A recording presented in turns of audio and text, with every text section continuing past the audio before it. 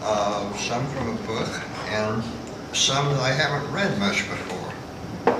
So you're in on something new.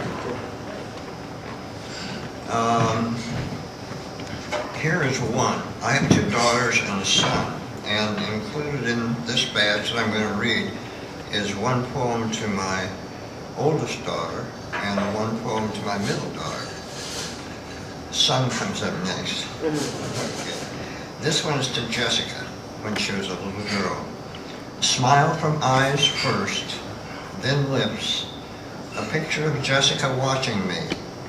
So dear, smile of knowing, my daughter, whose wisdom loosens breaks from old men, whose presence I feel in the chest, spine, wisdom, knowing, and one.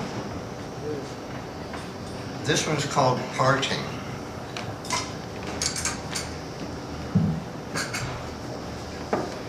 Fall comes over rounded hills, old hills worn, yellow flowers and drying grass, a picture, photo on a wall, old house withered as wind rises, pillows over rounded hills in sight. These things we see in parting, rounded hills, yellow flowers, grass pale in evening light, and wrinkled photo hanging cracked upon the wall. Abandoned house, and how her face seems frail, her rounded eyes, her silent prayer unanswered. Photo on abandoned wall where wind, rain, years round ancient hills, round shoulders, beat the hopeful body into dust. Abandoned house, rounded hills, rounded shoulders. In parting, all our flowers fall alone. This one is called Portrait, Mountains Misted. You might call it a picture poem. I do sometimes. Mountains misted, like something Ansel Adams might have seen, or alpine flowers through a greenhouse. Scattered rocks along the ground, the youngish earth here, birthing ancient granite from a feathered caul and water, snow melt as a small bird glides, reflected with the clouds, the sky, the crash of falls, silence of the lake, sweet memory, touching past alone. Here's one that I like to read. There isn't much to it, but it's here, and it's called We Knew the Blooms. It's one of those things that doesn't seem like much until you look at it. We knew the blooms, pretty blossoms growing, hanging laundry in the sun, the days of freedom. And when they come, horsemen in the dark to take us, will we be there, waiting, victims of the playground, warm delight and dreams? A while back, I was in a position to write this poem, and I'll let the poem speak for itself. It's called Pre-Op, Post-Op. Wonder of mankind is that some survive the trials. Contests meant for machines, eyes watching as death descends, a cloud of cancer in wasted flesh, eyes asking, asserting life, still here, yes, inside brown eyes watching clouds lower, mist rise from the streets in lamp-lit memory, a finer past than this bed, finer touch than these tubes, machines' green eyes watching me. It is me, this mist of morphine. I see, I live, in this damn bed I live. I do not know what I am now.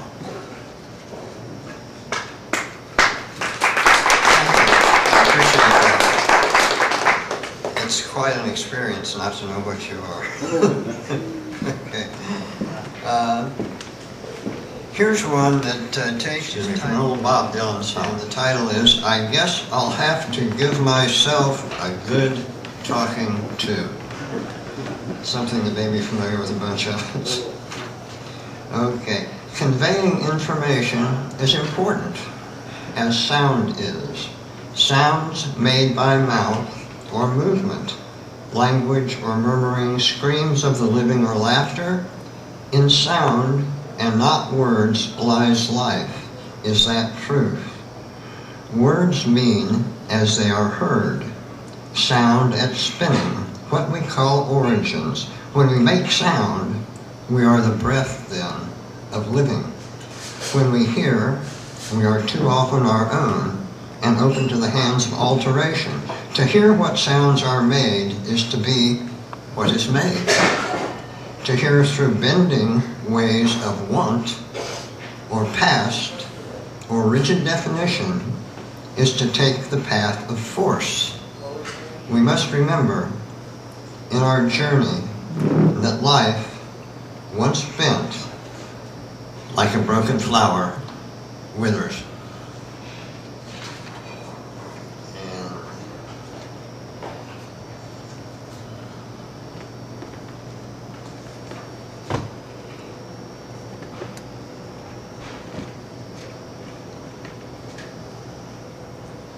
This one is called Tears Come as Time's Illusion. Tears come as time's illusion more often now.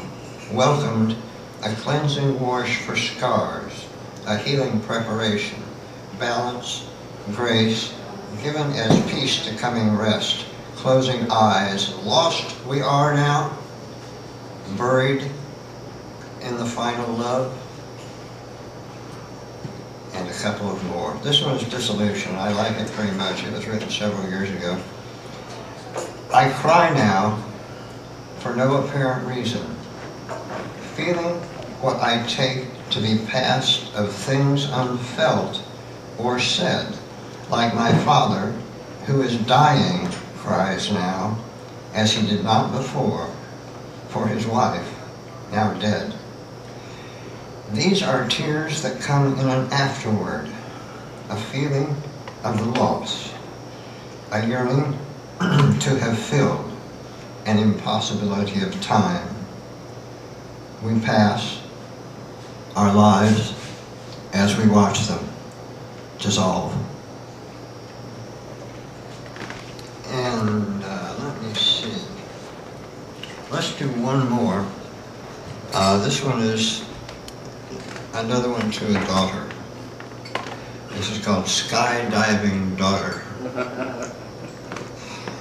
She is transformed, soaring and gliding, skin smooth, unmarked as a vision, joy and wonder in her eyes, and life's light radiating.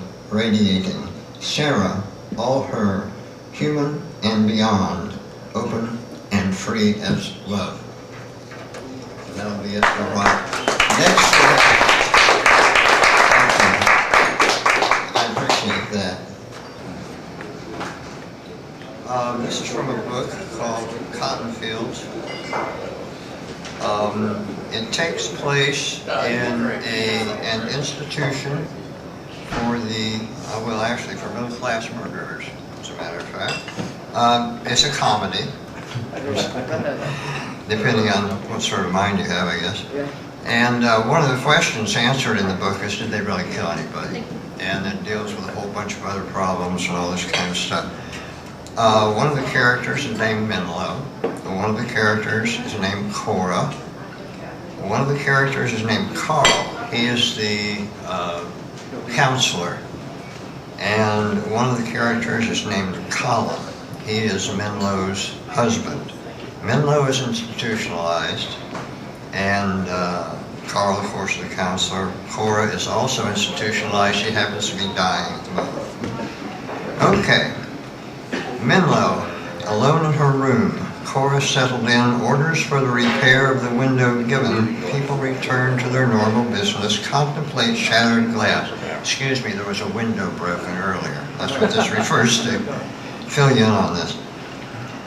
Pencil tapping against her lower teeth. lights out, watching the night. The question in her mind, possibly whimsically, what, not who, broke the window. She feels the most obvious candidate, Sterling, is not the culprit, but can imagine no second choice. The pencil stops, poised, lowers to the table. She thinks of tomorrow, Wednesday, one-on-ones, Thursday group, Friday visitation and recovery, Saturday free, Sunday religious instruction, Monday work, Tuesday night book discussion. These days, the God book. The weeks pass, the months. She has been here 4 years, is 39 now, and recalls that every day is religious instruction, cloaked in different colors, 4 years. She doesn't remember how she found herself here. Remembers Colin, relief, Carl, in that order, but has forgotten the point of it all. What's supposed to happen? What's supposed to change? Her mind returns to the window. Healing. That is the point. She is here to heal. From what? She wonders. She has no wound, no disease, no sickness or dysfunction, except for an occasional sluggishness of bowel, certainly not important. She is not in spiritual distress. Her distress, in fact, disease and dysfunction, is walking free now, out there minus a finger or two, but ambulatory and doing quite well, if the occasional conversation can be believed, and she knows it can from cross-ref with in-laws, children, and the evening news, which still carries an occasional story. The pencil resumes its tapping. Has she tried to leave? She thinks not. It's not so bad here. There is not the depression here, the clouds of choking hopelessness, the irrelevant discussion, and she doesn't have to wash her dishes, or, for that matter, empty her trash. On the downside, though, she misses her children terribly. The trash was a big issue with Colin, how she kept house, her absorption and idiosyncrasy, that she was not what he was led to believe that she would be. By whom, Colin? Goodness, Menlo, everybody. Everybody? Why, yes. Mom, Pop, the TV, the Sunday papers, Cosmo, everybody. The rules are there. This is what you are supposed to be. I was under the impression I was supposed to be me, Colin. Maybe until you were married, Menlo. But you have responsibilities now. Who will iron my sheets? Who will fix my meals? Who will bear my children? Not the neighbor lady, Menlo. We might ask, Colin. What finally gets her are socks, the interminable arranging, the discussions, the socks inquisition. I must wear different socks each day, you know, Colin says. And each day, since its demands are different, demands several pairs. I do not wear Monday socks on Sunday. I do not appear in church in Tuesday socks. These are basics. Further, I do not meet with subordinates in the same sock in which I meet with peers, and I do not meet the supervisory staff or my superiors in the same sock in which I play golf. My schedule is posted, Menlo. The sock drawer is quite large enough to accommodate changes, 3 pair each, for each day, for each division, for each event, and I have installed dividers, as you know, to facilitate differentiation. I see no complication. My numbering system. The pencil stops. Does she see movement outside? Stealth? A rustling of bushes? She straightens in her chair and tenses. There has never been violence here. Never violence here, she thinks, in an aside. Never here in Wall. And she realizes that there has never been enough energy or focus here for violence.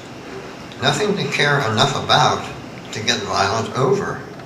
She has a hard time believing it will happen now and is not frightened, really. Sterling's occasional public and rather dangly erection aside, there has never, to her knowledge, been enough concentration of blood in tissue to enable violence of any kind, or even hardly a brisk walk, discounting intake sessions, of course, which can get a little strenuous. She rises from the chair and moves across the small room toward the window, peering outward, straining. And there it is, movement. Minlo backs away from the window, still unafraid, but cautious now and curious. She retreats to her closet and behind the door removes her gown and slides quickly into black slacks and top and jogging shoes. Carefully she crosses the door and quickly, so as not to let too much of the hall's light show through her window to the outside, slips out and rapidly away. Another little part here. I mentioned Sterling in the first part of this. Let's see what I can do here. Okay, his problem is paranoia, and his problem is also plumbing. He has trouble with plumbing. What can I say? I don't know. Okay. Thank you, Bernie. Anytime. Thank you, Bernie. Sterling knows that there is somebody after him, but he doesn't know who it is. He knows a lot of people who it could be, including Annie, who might even be first on the list. But the list is so long and so changeable, so elusive that he can't be sure.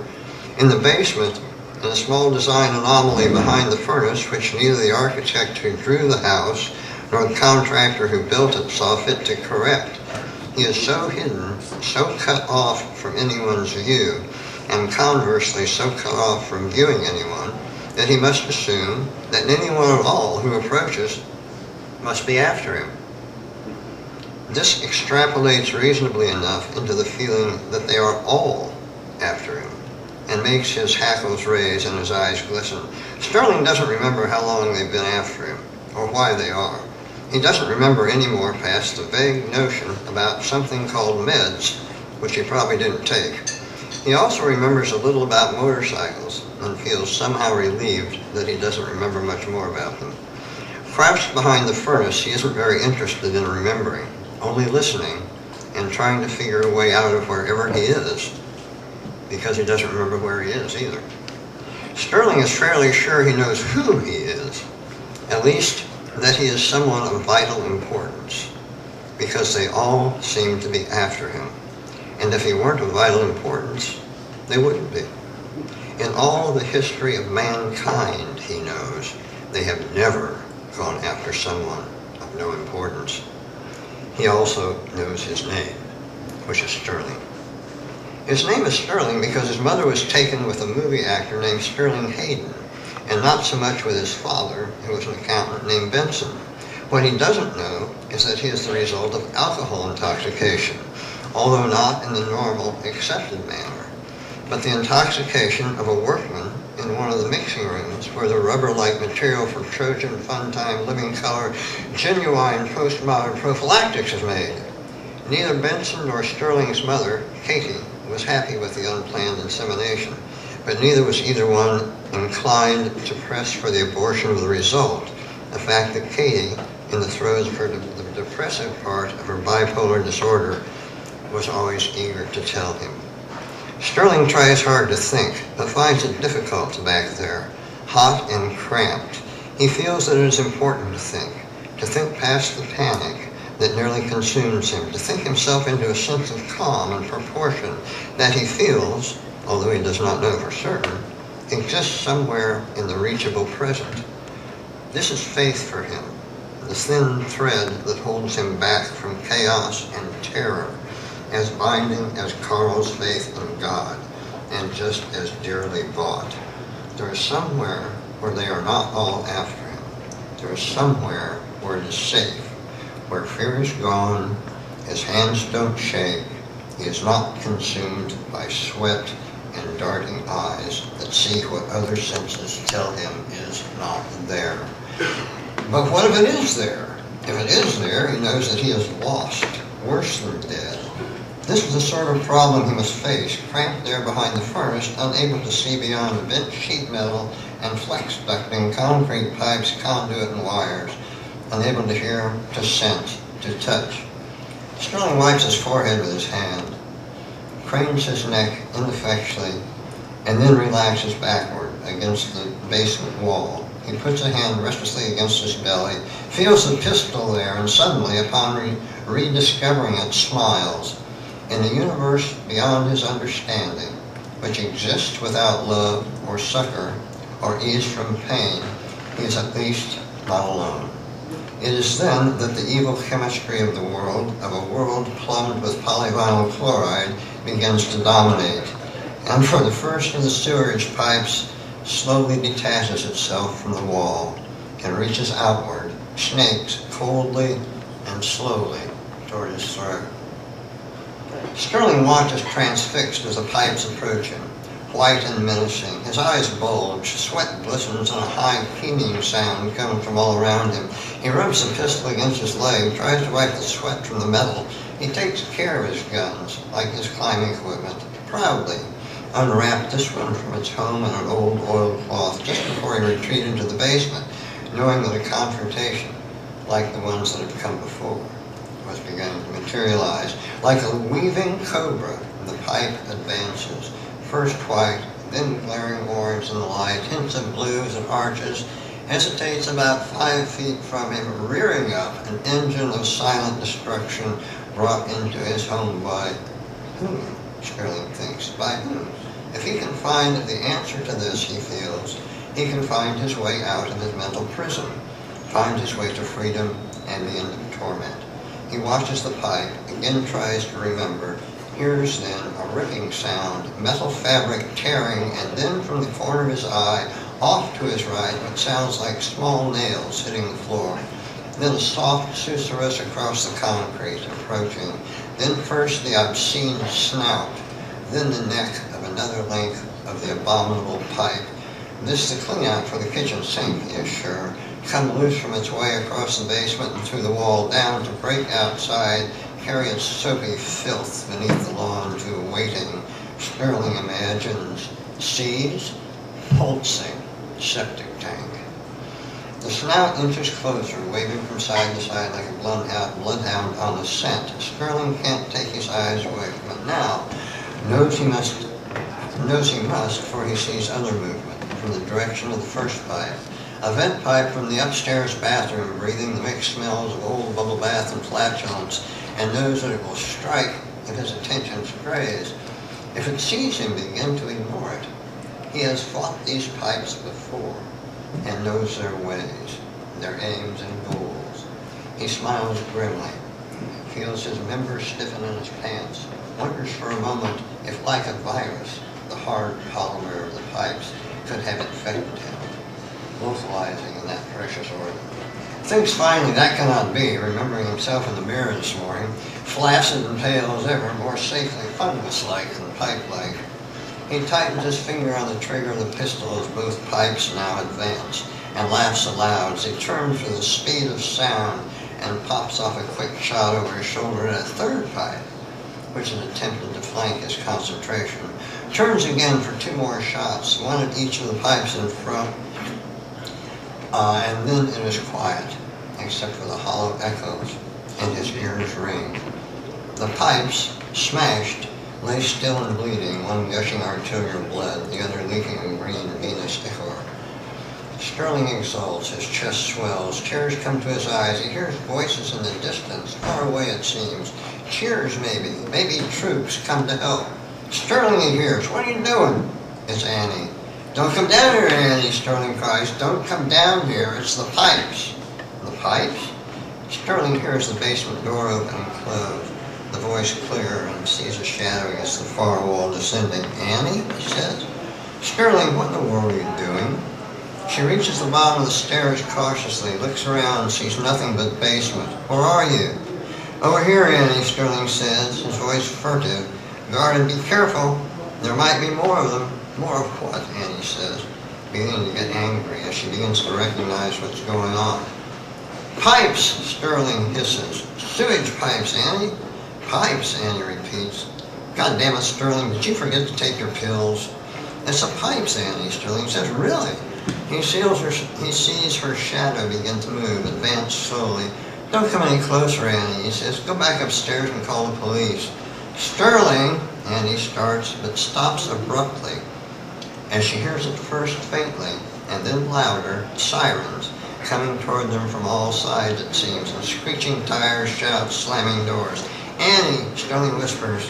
He sees movement, another shadow reaching outward toward Annie's shadow, projected like puppets against the far wall. Annie, he screams, get back! And in terror for the safety of his mate, overcomes his own terrible fear and bursts out from behind the furnace, pistol blazing at the shattering plastic and used against code regulations to plumb the upstairs toilets. Water sprays and splashes, soaking Annie, and Sterling, racing across the room to save the love of his life, hears his pistol click empty, slips and slides across the floor like a crazed skateboarder into Annie to fall, raise up once heroically and hurl the empty gun at the movement he sees at the top of the stairs. I'll save you, Annie, he screams, as the first canister of tear gas pops open right in front of him, and he hears Annie coughing say, oh shit.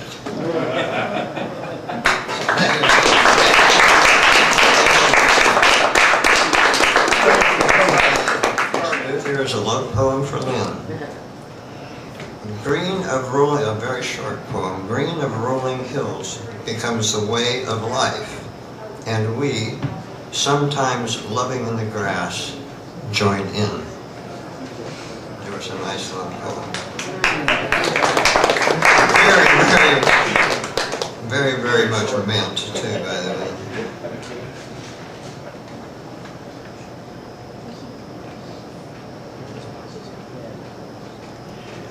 This is another one, Time Picture You.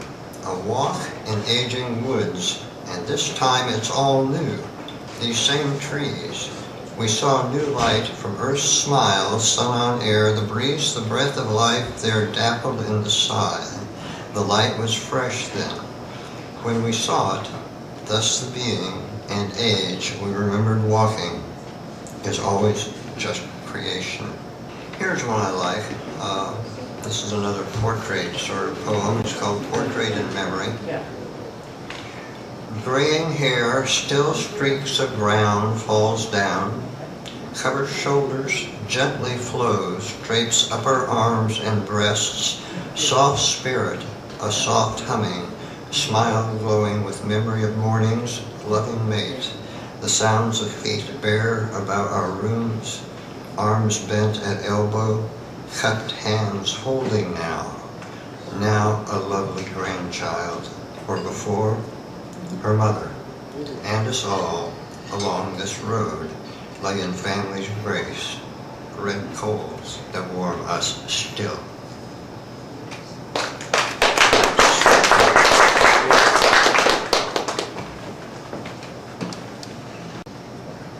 Here's one that's really sort of interesting in the fact that, in the sense that it has almost nothing poetic about it. Sorry, Marty. Huh? I gotta have nicotine. Sorry. Oh, go for it. Go for it, Tommy. That's all right. Okay, it's called One Rain Poem. Rain coming. There is no reason for it now. Nonsense voices in the background. The soil is full enough. Seeds not sprouted yet. When the door closes, won't sprout. The rain will see to that. Make big murmuring underground. Okay, if we can wait a minute. Oh, all right. Thank you.